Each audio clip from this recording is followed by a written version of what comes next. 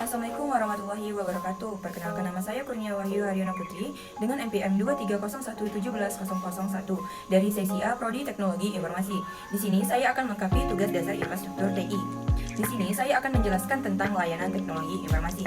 Layanan teknologi informasi mencakup tujuan dan lingkup perencanaan layanan, paket perencanaan layanan, proses dalam perencanaan layanan, serta peran dalam perencanaan layanan.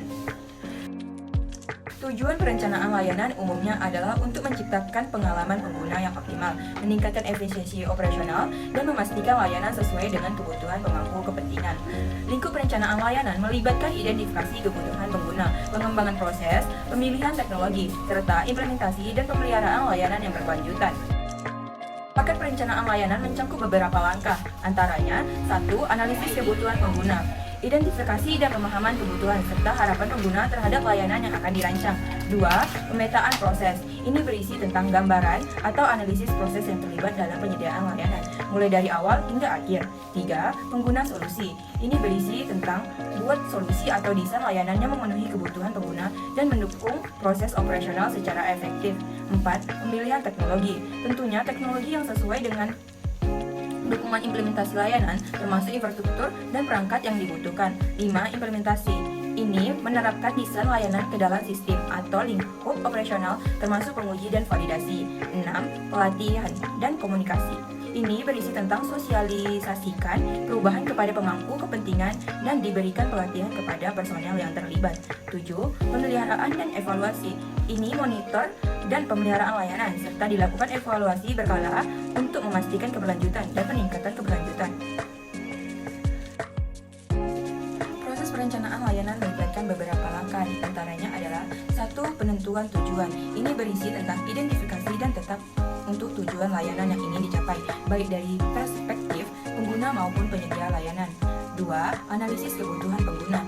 Ini berisi tentang paham kebutuhan atau ekspektasi dan tantangan pengguna potensial untuk memastikan layanan dapat memenuhi harapan mereka. 3. Pemodelan proses. Ini berisi tentang gambaran proses N dan L yang terlibat dalam penyediaan layanan, termasuk interaksi dengan pengguna dan tahap operasional. 4. Identification atau desain kreatif. Ini untuk membuat berbagai solusi dan ide desain yang dapat memenuhi kebutuhan. 5. Pemilihan teknologi. Tentunya teknologi dan platform yang paling sesuai untuk mendukung implementasi layanan. 6. Prototyping. Ini berisi tentang model layanan untuk menguji konsep dan mendapatkan umpan balik sejak dini. 7. Implementasi. Ini berisi terapan desain layanan ke dalam sistem infrastruktur yang relevan. 8. Pengujian. Ini dilakukan menyeluruh untuk memastikan kualitas dan keadaan layanan, serta identifikasi dan perbaikan yang ada masalah potensial. 9. Pelatihan dan komunikasi. Ini berisi tentang perubahan kepada pengguna serta pemangku kepentingan. 10. Pemeliharaan dan evaluasi. Ini monitor kerja layanan secara terus-menerus. Perencanaan layanan melibatkan beberapa peran, yaitu antaranya perencanaan layanan atau service design. Ini tentang bertanggung jawab untuk memahami kebutuhan pengguna, merancang pengalaman pengguna yang efektif, atau mengidentifikasi peluang layanan.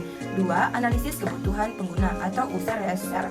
Ini mengumpulkan atau analisis data. 3. Arsitek sistem atau sistem arsitek, merancang struktur teknis atau arsitektur sistem yang mendukung layanan. 4. Perspektif teknologi informasi atau IT spesialis, menyediakan wawasan dan keahlian teknis untuk memilih atau mengkonfigurasi infrastruktur yang digunakan.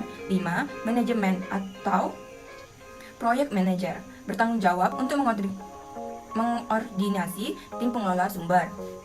6. Pengembangan atau developer, ini berisi tentang desain,